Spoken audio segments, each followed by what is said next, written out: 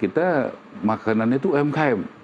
Karena kita udah uji coba selama beberapa bulan ini, kalau kita rapat-rapat kita makan UMKM yang nanti kita tampilkan untuk memberdayakan UMKM. Kemudian juga sudah tadi penyanyi-penyanyi lokal, kemudian juga tadi pesertanya 3.000 adalah tamu terhormat kita seperti yang kami sampaikan tadi. Kemudian juga pohon Natalnya juga mungkin bisa suatu saat ditampilkan. Itu ini yang menarik nih. Pohon Natal kita ada siapkan gambarnya.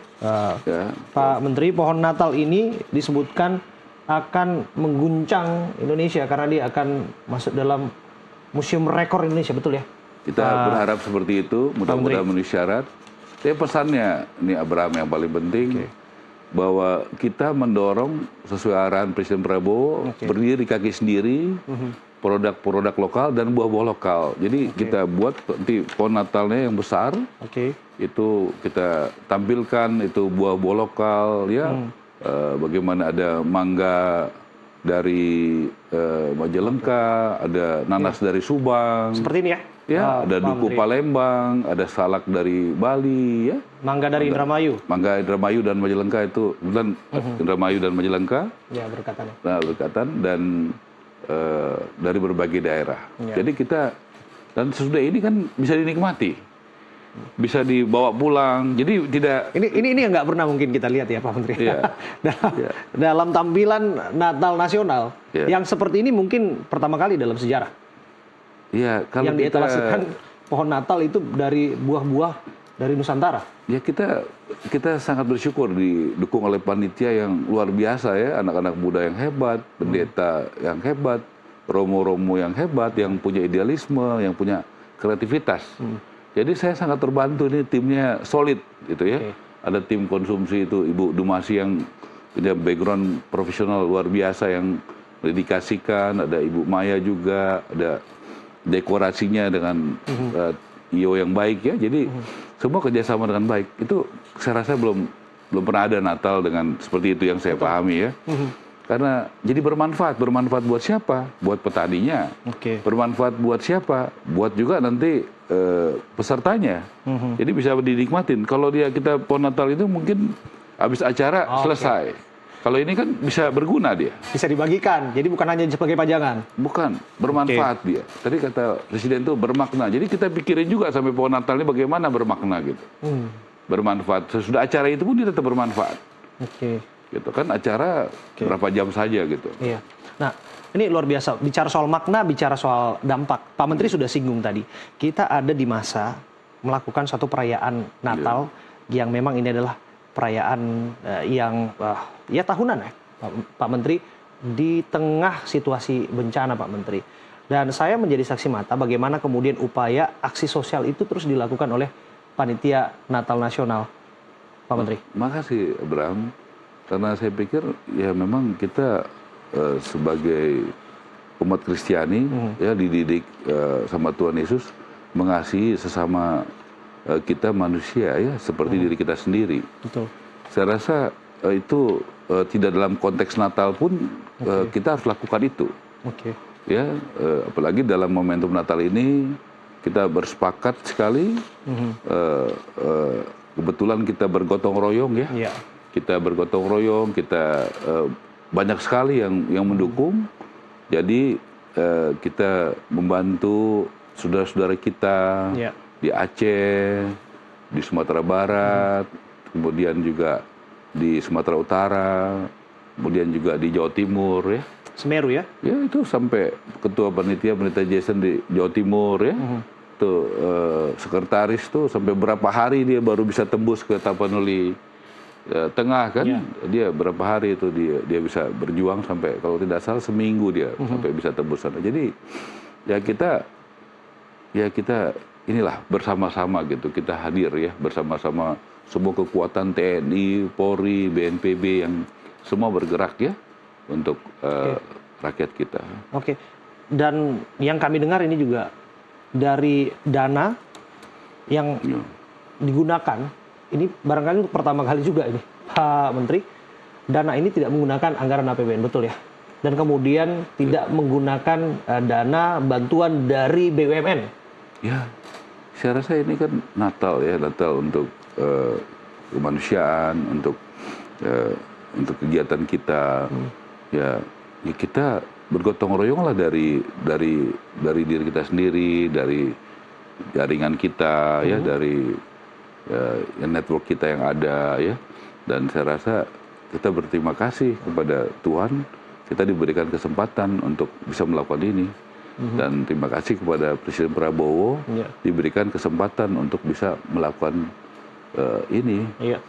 Jadi kalau kita lihat ya, Pak Menteri, alokasi dana gotong royong Natal Nasional, ini sampai hasil rapat di tanggal 30 Desember 2025 terakhir ya. Ini total anggaran yang terkumpul itu 72 miliar sekian. Dan 70% digunakan untuk bantuan sosial. Ekivalen sekitar 50 miliar sekian, dan 30%-nya digunakan untuk perayaan, tapi ada saldo sebetulnya di situ 6, sekian miliar. Ini luar biasa, Pak Menteri, dana gotong royong. Dari mana aja ini? Nah, kita sangat nyata sekali pesan dari Presiden dan juga Bapak Menteri Agama. Kebetulan SK saya yang tanda tangan Menteri Agama. Terima kasih Prof. Nasaruddin Umar yang sangat menginspirasi, menyampaikan, dan saya selalu update beliau.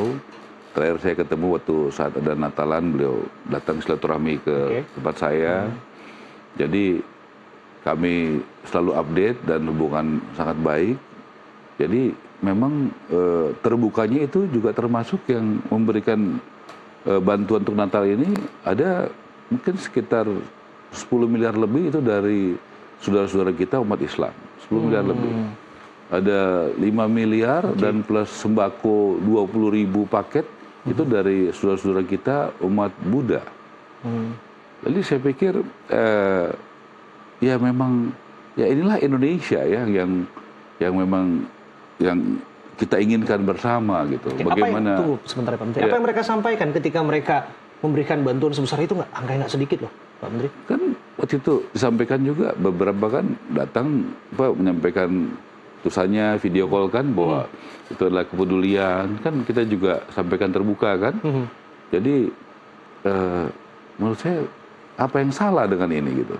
Justru menurut saya ini suatu hal yang bagus ya, dan menunjukkan dia di bawah kepemimpinan Presiden Prabowo ini kita berbagai macam suku, agama, etnis ini bersatu. Gitu. Solider ya, solid ya. Ya, dan ada aksi nyata gitu. Dan saya rasa ini hal yang baik ya untuk bisa diteruskan oleh panitia Natal ke depannya. Karena menurut saya dengan komposisi bantuan sosial yang bantuan kegiatan sosial dan dengan berbagai bentuknya, ya ada kita mempersiapkan juga ada kursi roda, ada ambulans, ada bantuan pendidikan, ada renovasi 100 gereja, ya kita juga mensupport lembaga-lembaga Kristiani. Jadi dan kita juga membuat diskusi di sekitar 9 titik. 9 ada dengan kampus ya, ada dengan berbagai organisasi. Jadi ada adik-adik GMKI, adik-adik PMKRI kita libatkan semua. Ya, jadi itu ketua umum GMKI Prima, ketua umum PMKRI adik kita juga beraktivitas terus kemana-mana. Jadi saya pikir ini bagus gitu. Ya, bagus dirasa Pak Menteri. Kalaulah kemudian ini ditiru di periode berikutnya, khawatirnya ya sulit untuk dilakukan Pak Menteri. Rujukan saya cuma satu, apa yang dikatakan oleh sejawat Anda, Pak Tito Karnavian, ketika dia menyampaikan statement mengatakan kalau bukan Pak Ara, ya pasti hal itu hampir tidak mungkin terjadi, mustahil terjadi. Saya percaya tidak ada yang mustahil bersama Tuhan Yesus. Jadi menurut saya itu bukan karena saya, justru itu kesombongan kalau bilang karena saya. Saya nggak berarti apa-apa kalau nggak ada panitia Natal yang hebat-hebat ini. Ya, yang luar biasa, ketua, sekretaris, bendahara yang luar biasa, seksi konsumsi yang bagaimana ngecek makanan UMKM dengan motivasi yang tinggi, seksi keamanan, ya, seksi pengabdian masyarakat, sisi sosial, media juga yang bagaimana melibatkan ada gereja katedral, gereja GPIB dan semua. Bagaimana merangkul semua ini kan? Kalau hatinya nggak bersih, pikirannya nggak bersih, bagaimana pasti ada dinamika juga, ya nggak ada yang kita nggak bisa selesaikan kok. ngomong baik-baik, saya ajak berapa kali diskusi, ya bisa selesai semua. Saya pikir kemampuan untuk bisa mendengar, kemampuan juga untuk bisa berbagi, kemampuan juga untuk saling menghargai ini. Terus terang Abraham, saya banyak belajar sabar dalam proses Natal ini. Jadi ya saya bersyukur sekali ini untuk saya mungkin jalan Tuhan ya. Saya belajar lebih sabar di Natal. Iya, pelajaran sabar itu ya pelajaran kehidupan juga Pak Ara. Kita juga belajar seperti itu. Tapi barangkali Pak Ara bisa bercerita mengenai itu. Apakah ini kaitannya dengan leadership dalam satu karakter organisasi ini kan? Kalau dalam apa ya kita sebut itu dalam superhero movie ini Avenger Assemble nih. Orang-orang superhero dikumpulin semua nih. Dan Pak Ara tuh jadi ketua umumnya di situ. Saya lihat di situ ada Pak Simon, bendara umum Natal yang merupakan dirut Pertamina, terus kemudian dari berbagai lapisan ada di sana orang-orang top dan orang-orang hebat loh dari berbagai latar belakang loh Pak Ara. Ya saling menghargai aja, dan yang diberikan kesempatan ternyata bisa bertanggung jawab. Kan itu saling mengorangkan, nggak basa-basi. Ya kalau ada masalah terbuka, ya saya juga merasakan betul tim doa ada 70-80 orang yang setiap hari Selasa itu berdoa. Sering juga berdoa di kantor kami. Ya saya merasakan betul kuasa doa. Karena mungkin bagi Abraham tadi juga, kok bisa begini, kok bisa begitu, kok nggak pernah ya. Tidak ada yang mustahil bersama Tuhan, bukan karena kita gitu. Karena kuasa doa itu. Ternyata bisa kok. Ya kan kalau kita pikirkan dulu, waktu saya pertama kali rapat itu di kantor Kementerian Agama, berapa 4 bulan lalu kah itu? 4 bulan lalu itu di situ saya ini kan kepengurusan sudah ada semua. Gitu. Tiba-tiba saya jadi ketua umumnya gitu loh. Tapi ya kita terbuka aja, ini apa adanya ya. Akhirnya kita mungkin jadi keluarga, dan mungkin lama-lama makin rindu semua ini kan gitu kan. Natalnya tinggal 4 hari lagi atau 3 hari lagi, dan dengan proses yang terbuka bisa kok kita menjadi super tim ya untuk kemurahan dan kemuliaan Tuhan ya. Itu saya rasa bisa. Ya, dan yang menarik juga Pak Ara adalah